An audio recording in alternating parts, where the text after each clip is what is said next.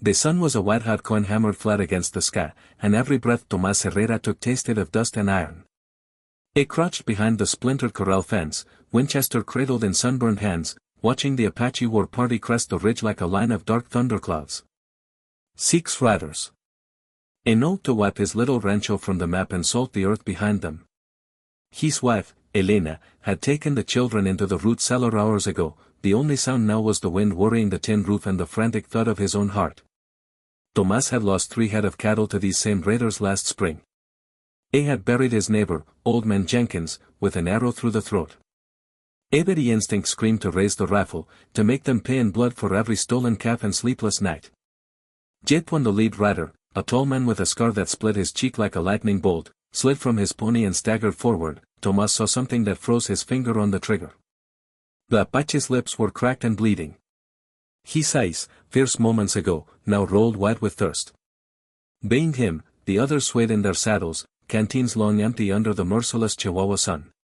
They had ridden hard, chasing a mirage of water that Tomas' shallow well had become in every desperate mind for 50 miles. Tomas' mouth went dry. He thought of Elena's voice that morning, soft as communion bread. If hate is all we give them, mijo, then hate is all we'll ever get back. He had kissed her forehead and promised nothing. Now the scarred warrior dropped to his knees 10 yards away, palms open, rifle left slung across his empty saddle. A plea without words. The others watched, arrows half knocked but bows lowered. 1 heartbeat. 2. The desert held its breath. Tomas stood slowly, rifle dangling at his side. Vast devils danced between them like uncertain spirits. It could end it here, 6 shots, 6 bodies, a story for the territorial papers. Instead he laid the Winchester on the ground and walked to the well. The rope creaked as he lowered the bucket. Cool water slapped against tin. When he turned, the Apache leader was on his feet again, pride and suspicion warring across his face. Tomas lifted the dripping bucket in both hands and stepped into the open. The first gulp the warrior took was almost a sob. Water spilled down his chin, cutting pale rivers through the ground. He passed the bucket to the next man without wiping the rim. One by one they drank, eyes never leaving Tomas. No one spoke. The only sounds were swallows and the distant cry of a hawk. When the bucket came back empty, Tomas filled it again. And again. His own throat burned. He had rationed himself to a single cup at dawn, but he kept drawing until every raider had drunk his fill. The last man, barely more than a boy, hesitated, then pressed the dented tin into Tomas' hands as if returning a sacred object. The scarred leader, Tomas would later learn his name was Nache. Knelt and drew a line in the dirt with his knife. East to west. A boundary. Then he looked up, eyes fierce but no longer murderous. You give life, he said in halting Spanish. We take no more from you. Tomas' knees nearly buckled. He wanted to laugh, to weep, to fall to the ground and thank every saint his mother had ever lit a candle for. Instead he nodded once, the smallest motion, and watched the Apaches mount up. They rode away without looking back, dust plumes rising like smoke from a dying fire. That night Elena emerged from the cellar with the children clutched to her skirts. Moonlight silvered the yard where hoofprints still circled the well. Tomas told her everything, voice cracking on the impossible words. She touched the empty bucket, then his cheek. You gave them water, she whispered. You gave us tomorrow. Word travels strangely in the desert, on raven wings, on the lips of stagecoach drivers, in the dreams of soldiers who never fired a shot. Within a week, a cavalry patrol rode in expecting carnage and found only fresh hoofprints leading away. The lieutenant, a Boston man with a waxed mustache, demanded explanations. Tomas offered coffee instead of answers. The soldiers left shaking their heads, convinced the heat had conjured miracles. But the miracle kept walking. 2 months later, on a morning when frost first kissed the mesquite, Nache returned alone. He left his rifle across his saddle and carried a deer haunch wrapped in rawhide. At the gate he waited until Tomas stepped outside, then laid the meat on the ground and spoke in careful Spanish. My sister's boy burns with fever. The white doctor is 3 days' ride. You have cinchona bark? Tomas' hands trembled as he fetched the bitter powder from Elena's medicine box. He showed Nache how to brew it, how to cool the broth with well water.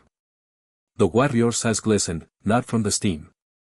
Before leaving, Nache pressed a turquoise bead into Tomás's palm. "For the water you gave," he said. "For the life you return."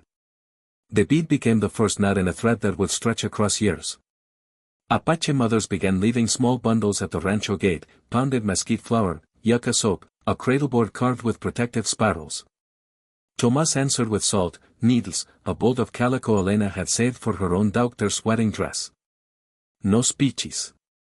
No treaties signed in ink. Used the quiet commerce of survival. When Geronimo's band swept through the territory in '84, burning ranches like dry grass, they rode wide around the Herrera place. Scouts reported a single line of turquoise beads strung along the fence, Apache signal for can by water. The war chief himself is said to have lifted a hand in salute before turning his ponies south. Tomás never bragged. He kept working the land, branding calves with the same iron his father had brought from Sonora.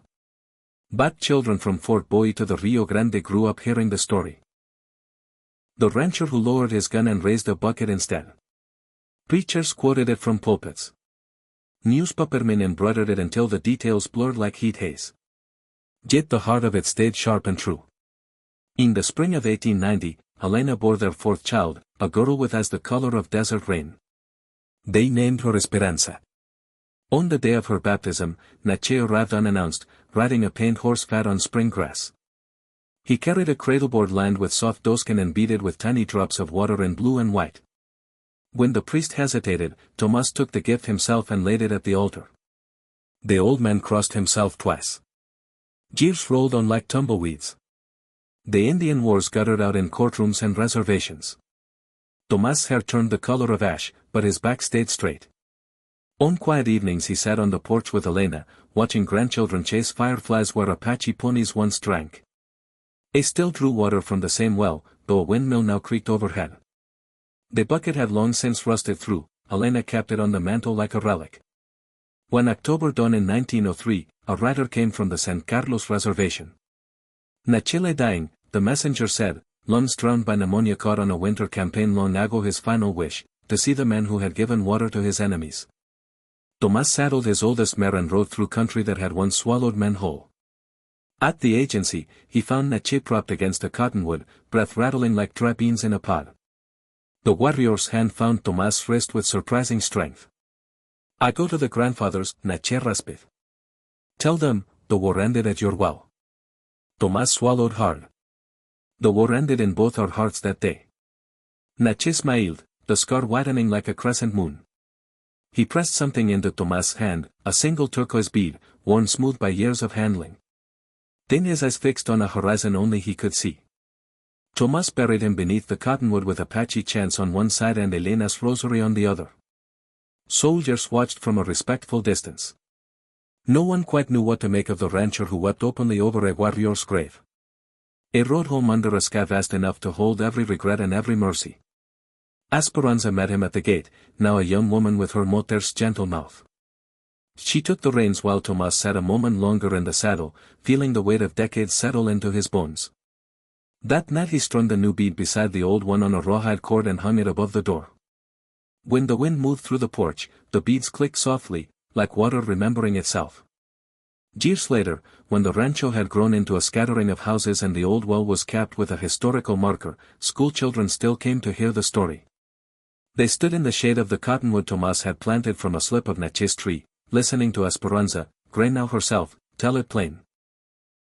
"My father was no saint," she would say, "boy steady as desert stone. He was afraid. He was angry. He had every reason to hate. But he chose one small act, smaller than a bullet, larger than a lifetime. He offered water to his enemies. And in that offering, he found we were never enemies at all." The children left with dust on their shoes and something brighter in their eyes. Some carried pebbles from the well to keep in their pockets. Others promised their mothers they would share the last cup on the hottest day. And if you ride that road today, past the housing tracks and the strip malls, you can still find the marker, a simple bronze plaque half hidden by creosote bush. It reads: "Here, in the summer of 1876, Tomás Herrera gave water to 6 Apache warriors and changed the course of a war. May we all be so brave in our thirst." Below the words, someone, maybe a child, maybe a ghost, has scratched a single line of beads into the metal, turquoise against the patina of years. They catch the sun like drops of water suspended forever between sky and earth. Between one heartbeat and the next, the desert remembers.